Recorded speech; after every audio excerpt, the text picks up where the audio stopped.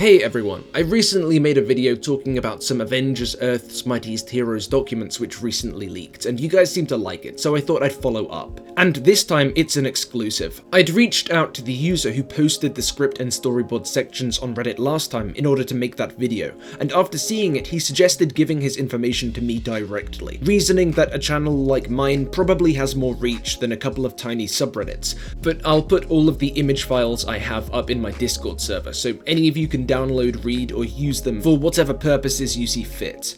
But let's get into it. This user has passed on some more information and a few more documents, again principally concerning the episode Powerless, as well as its implications for the show's third season, which we never got to see due to an untimely cancellation. What you're seeing on screen now are the further documents I've received, script and storyboard sections from the episode. So for the first part of this video, I'll break down what they tell us, and towards the end I'll speculate a little about potential storylines these new details suggest, as well as what they tell us or don't tell us about ongoing fan efforts to revive the show.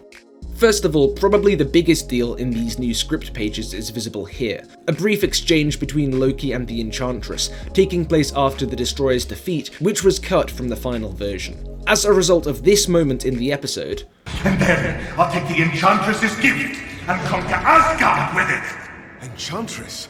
'Twas her spell that stripped you of your powers. Amora accuses Loki of treachery. Loki denies it, but the Enchantress responds by saying, "Cross my path in the future, foul thing, and you seek your own demise." That's my Enchantress voice.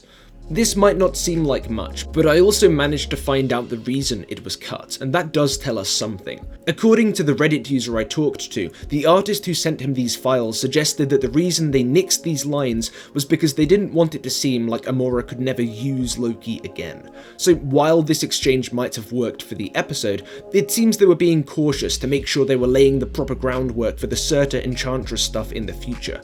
If we look at the hypothetical third season episode synopses that Christopher Yost posted to Twitter a couple of years back, it appears Loki was going to be a major recurring villain, teaming up with Surtur to cause Ragnarok.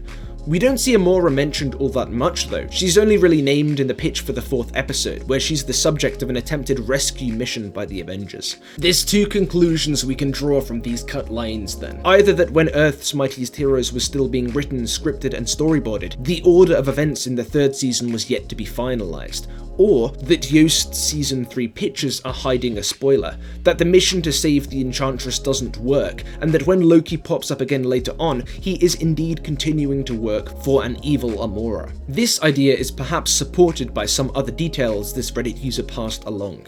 As it turns out, Asgard, Loki, Thor, and Amora were some of the artist's favourite elements on the show, so he had a pretty good idea of where all these stories in particular were headed. Apparently, the understanding back during production was that the Enchantress and Loki were going to be major villains in the third season, a trajectory which would seem to be unsupported by the single brief reference to Amora in the Season 3 pitches. Apparently, the artist also mentioned the possibility of other characters joining with Loki and Amora in the third season. Now, details like this aren't as concrete as script pages or storyboards, but moments within Powerless do seem to suggest that the stage was being set for Enchantress to become a formidable ongoing threat, such as the instant obedience shown to her by the Midgard serpent. The fact that Amora is able to send Jormungandr cowering like this does suggest something of a power boost at the hands of Surtur, and why set this up if you're not planning to use it down the line? For instance, and this is just a thought, maybe the potential Season 3 episode in which Thor fights the serpent sees the serpent controlled by Amora. So either Yost's ideas changed significantly between 2010 and Yost's publication of these episode ideas, or this hypothetical fourth episode wouldn't have been Amora's redemption episode, and would instead have solidified her as one of the season's major villains, perhaps similar in significance to someone like Varanke in Season 2. Other details passed on to me give a picture of why the Enchantress may have stayed on the side of Ragnarok. Apparently, further conversations with the leak's source indicated that the reason Amora was still working for Surtur, despite having broken free from his mind control, was Thor. It seems that my previous Amora video was pretty spot on, and that her love for Thor was one of the main factors driving her, but it was also one of the reasons she held back. After being rejected over and over though, and after Thor refused to strike her down in the Ballad of Beta Ray Bill, Amora was apparently done with Thor, Asgard, and humanity. If this is all true, then it seems Amora's future arc was planned to be a darker, more evil story than I personally had imagined. I still think they'd have given her some sort of redemption story, but perhaps in light of this information, we should imagine a last-minute heroic sacrifice rather than a scenario in which the Enchantress returns to Asgardian society. There's a few other interesting little details in these pages, with my favourite being this handwritten note here, which suggests that at one point the idea of giving Loki gruesome scarring was on the table, presumably as a result of the Midgard serpent dripping venom on his face. This might suggest that Loki's appearance was going to be revamped moving into the third season, much as Enchantress's look was in the second. So that's a rundown of what these new pages tell us, including a brief deleted scene of sorts, supplemented by some other general notes the leaker told my source.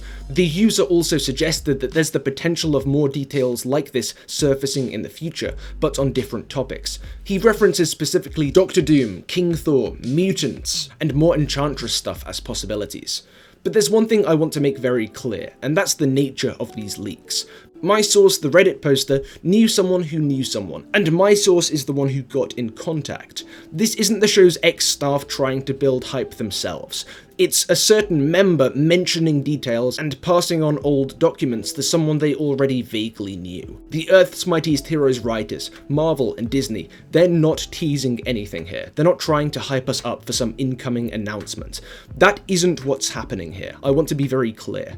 But it isn't all doom and gloom, because as he was making this clear, my source mentioned that the leaker, the artist who worked on the show, does indeed want the show to be brought back properly.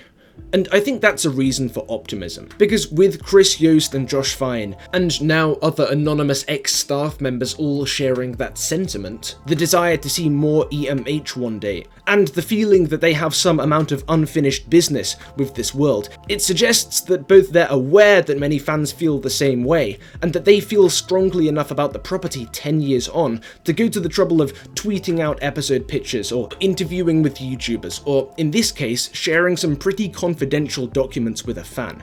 So even if there's no revival yet, I think that's a pretty good place for the fan community to be in. But that's it for now. If you're new here, I've got a bunch of videos on Avengers Earth's Mightiest Heroes, and even more on other topics. Check a few out, they tend to be more analytical and deeper than this one's been, so maybe you'll enjoy them. But thanks everyone for watching, drop a like if you want, follow the new Pillar of Garbage Twitter, and thanks to all my patrons on screen now, especially Ian Fifield.